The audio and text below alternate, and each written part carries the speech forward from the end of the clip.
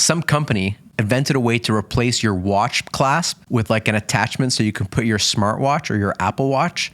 So on the top of your wrist, you have your luxury watch. And then if you turn it over, you have your Apple Watch. You know, it's actually rare that I watch anything that you send to me because you just harass me.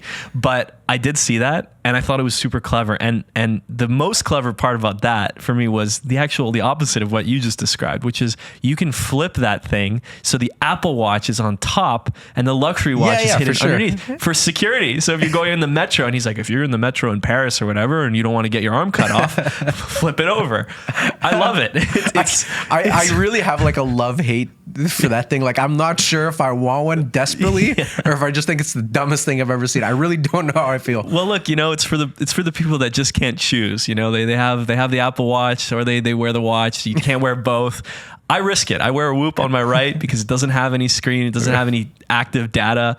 And on my left, I'm wearing a watch. But this is a good alternative. I thought it was, like ultimately it's personal preference. I don't know if I would want to feel an Apple Watch under my wrist. Yeah. But I do like the idea, like you said, of being able to turn it around. And also, if you absolutely can't choose between the two, instead of double wristing it like we spoke about, you could just turn over, see your notification, and then go back to looking at your Rolex. That's pretty cool. It is a good point, though, that if you were, say, you know, at your office desk or whatever, and you had that, one of the two watches, whether it's the Apple Watch, ideally it's the Apple Watch that you're scratching the shit out of, but one of them is just going to be absolutely rubbing against whatever, you know, like you're definitely knocking, like I knock my clasp all the time. So I can only imagine how many screens are going to shatter.